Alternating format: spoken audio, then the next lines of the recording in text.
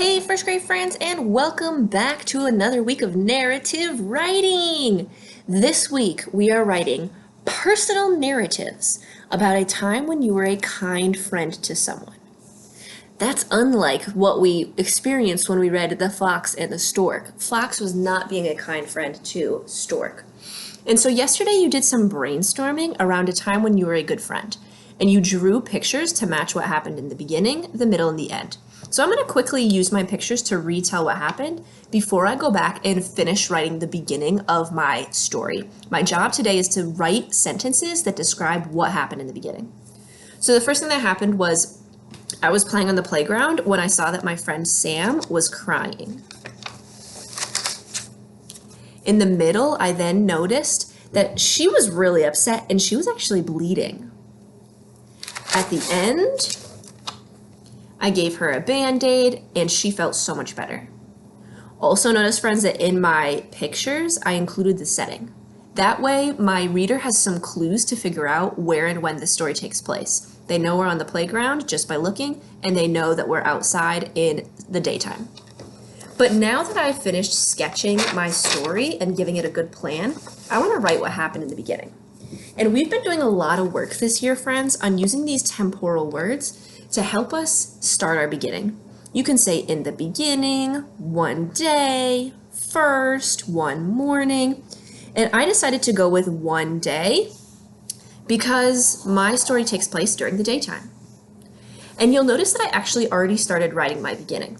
I said, one day I was playing on the playground when I noticed my friend Sam was crying. But you know, friends, we're almost in second grade. I feel like I can beef this up a little bit and add a few more details to tell a little bit more about what happened.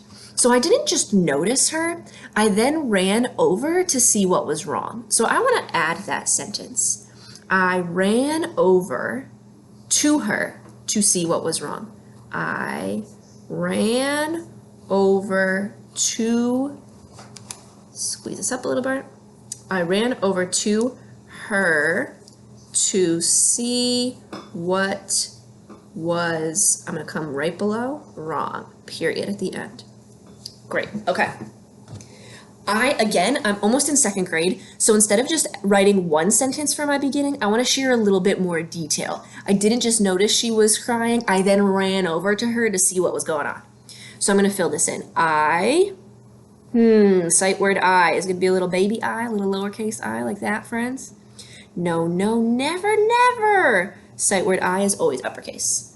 I ran. Ran.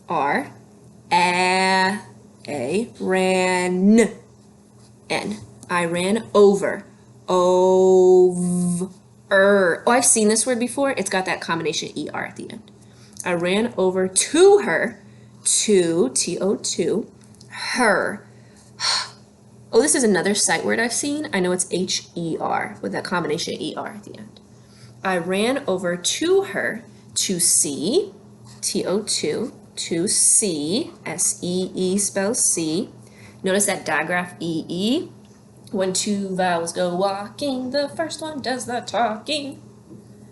I ran over to her to see what. I know this is another sight word, W-H-A-T, what was, W-A-S spells was, wrong. Now friends, wrong has a ghost digraph that makes the sound in the beginning. Anybody remember what ghost digraph makes the sound in the beginning? We talked about ghost digraphs yesterday. If you said W, orchestra brain,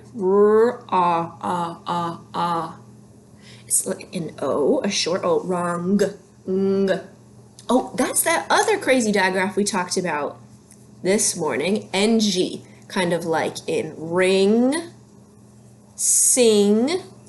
I could even do song. Oh, so wrong must be like this. Song and wrong rhyme, so wrong is W-R-O-N-G. Wrong. Perfect. Ooh, look at all these words that we can spell now that we're reviewing our digraphs. So now that I've completed my beginning and I added some more details, I'm ready to go back and reread to make sure it sounds right and makes sense. Here I go.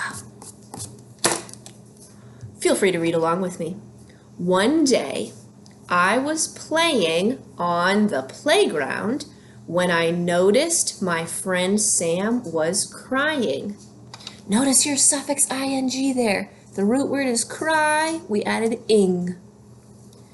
I ran over to her to see what was wrong. Perfect. I told what happened in the beginning.